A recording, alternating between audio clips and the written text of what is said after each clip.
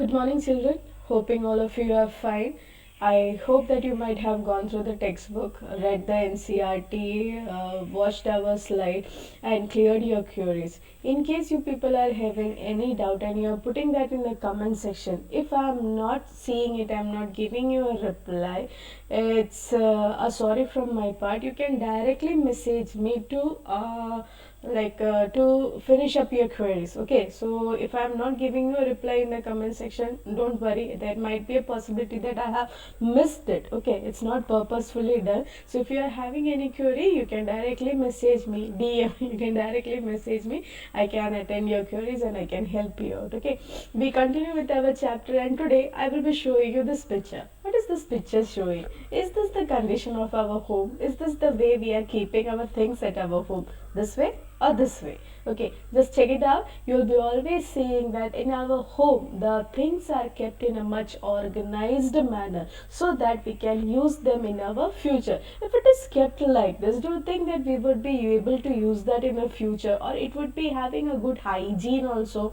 Never. So all the things that we are having at our home, it is kept safe, it is stored properly so that we can use it in the future. In the same manner itself, what do the plants do? The plants, they have a heavy duty of doing the role of photosynthesis, and as a result of photosynthesis, sugar is produced, glucose is produced. It's not an easy task to produce the sugar or to produce any other particular organic or inorganic molecules that are there. So what the plants have to do, the plants also have to store such important materials like glucose, amino acids, organic acids. So where are they putting this? They don't have an almara, they don't have a safe, or they don't have a locker where they can put in all these storing materials. So what do they have? They are having a specialized structure wherein they can go for storing all the important materials.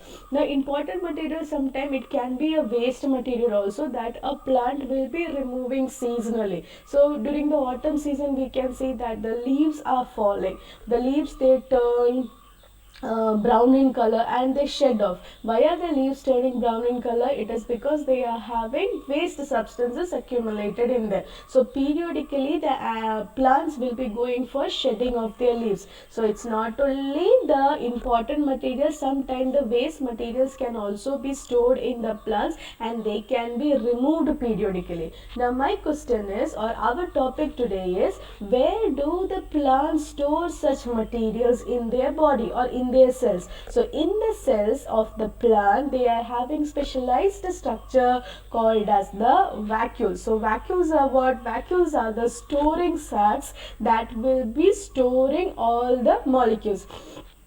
I said that what are the molecules? The molecules can be sugar, it can be amino acids, it can be organic acids, or sometimes it can be even a waste product also. So this is stored where? It is stored in a large structure that is called as a vacuole. Having a comparison of a plant cell and an animal cell. In the plant cell, you are seeing that a large vacuole will be present. A centrally located large vacuole will be present, which will be almost occupying 80 to 90% of the cell volume. But in the case of an animal cell, the vacuoles are relatively very small and they are more in number. So that's the first difference you will be noticing in the plant vacuole and an animal vacuole. Animal vacuoles are many. They cannot be present also. In some cells, in some animal cells, vacuoles are even absent also. And if vacuoles are present, they will be very small and more in number. But in the plant cell, the vacuoles are present and they are one single, and it will be large, which will be occupying almost a central area of a plant cell. And because it is occupying the central area of a plant cell, what is happening to the nucleus? The nucleus in all the cells which is positioned in the center, it is pushed towards the periphery. What is happening? It is pushed towards the periphery. So why is the nucleus pushed towards the periphery? It is because in the plant cell, the vacuole will be occupying the central space. So as vacuole occupies the central space, what will happen? The nucleus is pushed towards the periphery. But in animal cell, whenever we are drawing drawing an animal cell, we draw a nucleus in the center itself. Why? Because there the vacuoles are relatively very small and more in number. So pushing and compact arrangement in there is no roll over there. So that's how you are having the storing sacs, which are also called as the vacuoles. Here you have a second diagram which shows about the structure of the vacuole. The vacuole is a membrane structure. Vacuole is a membrane structure. Mitochondria and chloroplast are the two structures which are made up of double layer, two membranes, while vacuoles are made up of one single layer itself. And that outer membrane that is present, of the vacuole, it is called as the tonoplast. What is it called as? It's called as the tonoplast. So tonoplast is there, and within the vacuole you are having the fluid structure. That fluid structure is called as the cell sap. The fluid structure is called as the cell sap. You take an example, take a blade or a knife.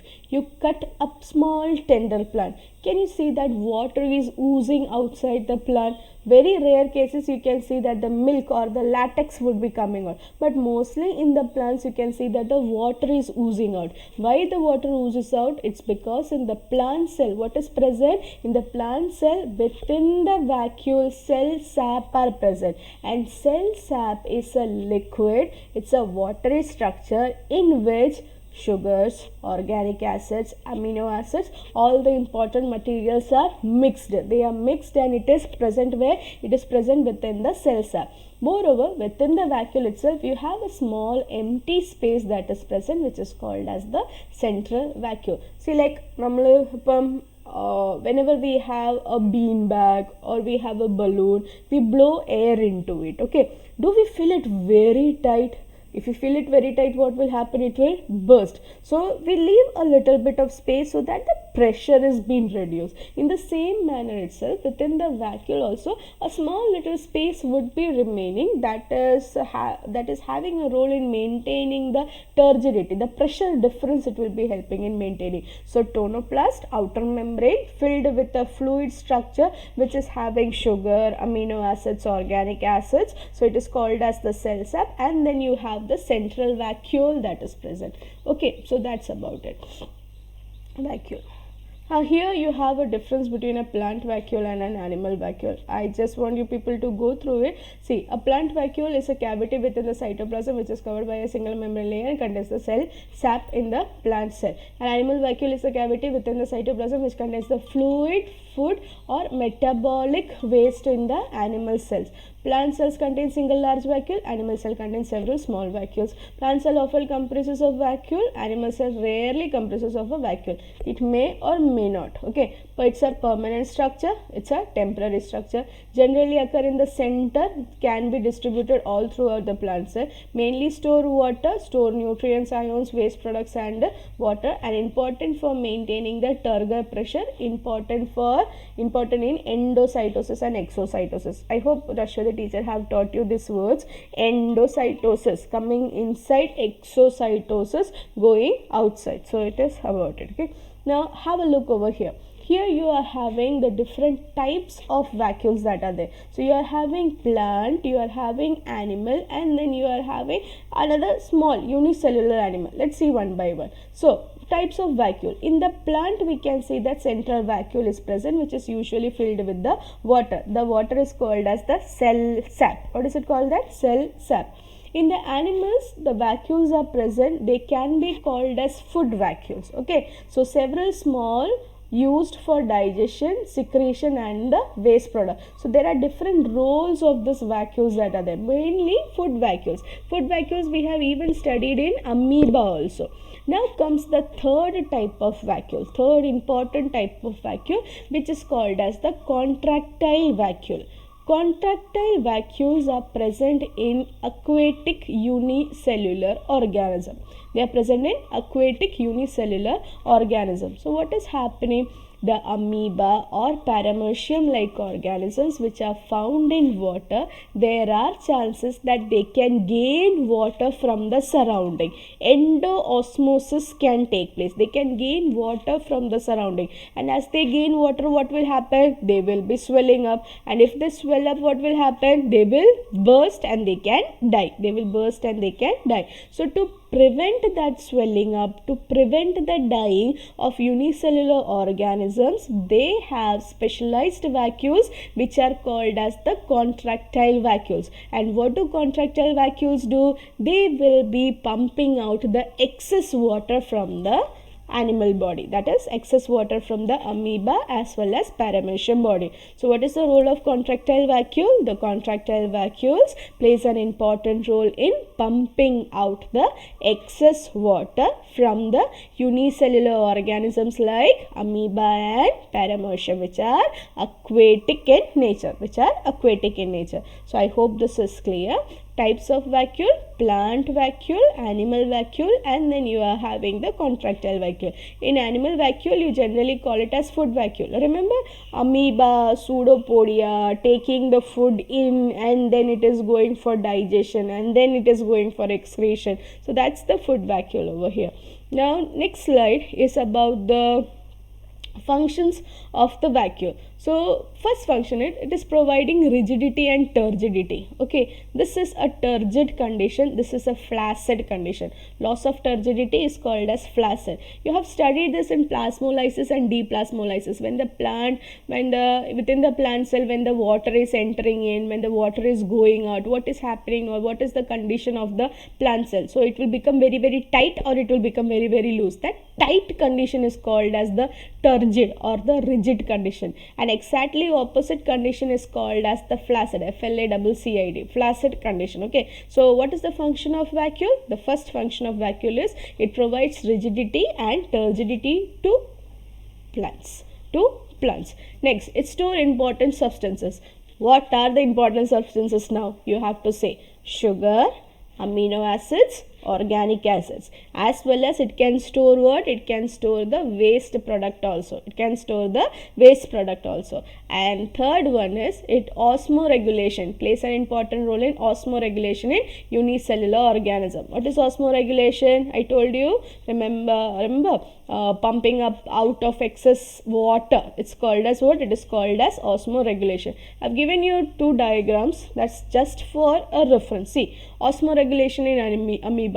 Water enters the amoeba by osmosis and collects in the contractile vacuole. This cutie vesicle over here is the contractile vacuole. Okay, the contractile vacuole swells up. Can you see? It has changed and it has swelled up. 3. The contractile vacuole bursts to release the water. That excess water is released and the process starts all over again. Thus, we saved the life of amoeba. Suppose if this contractile vacuole was not there, what will happen? Lot of water will enter within the amoeba. The osmosis process will take place. Amoeba will swell and amoeba will burst and die. So, to prevent that, we are having contractile vacuole, and the process is called as osmoregulation.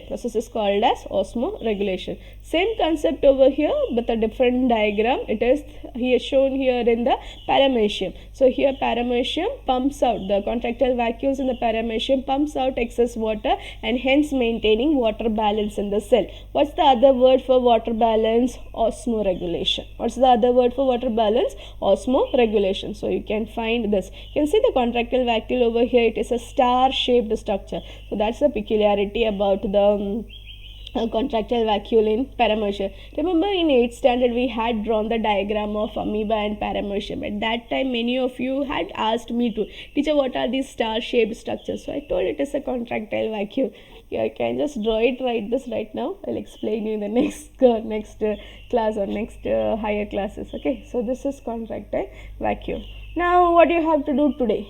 Yeah, one thing is the first class of mitochondria. I'll just say the first class of mitochondria what I was having, I had around about 115 comments or something, 115 comments in mitochondria. But when it came to plastids, the comment is decreasing and the comments came is only 104. Okay, see, plastids I got 104 comments, and in mitochondria I got 112 comments. Why are the comments decreasing? All of you are watching the videos, then why can't you comment? At least I can come to know that all my students are seeing the videos. I can at least recall the names also. Okay, because if I am just having a look, I can come to know, yeah, the students were there in my class. So compulsory everybody will be going for commenting. Okay, you just have to write your name and division, and not a long story. Just my questions are only one word questions. Okay, reference to the last one. The right answer is trauma. Many of you had got a confused answer over there. I could see that it's not thylakoid, it is what? It is the stroma that is there. Okay, so just make sure, just see the question once again. We shall see the question once again. Yeah, this is the question. The material in which the numerous membrane layers of grana are embedded. What's the answer? The answer is stroma. So those who have written a wrong answer, please correct your answer. What do you have to do today? Comment with your name and class and name the outer membrane of the vacuole.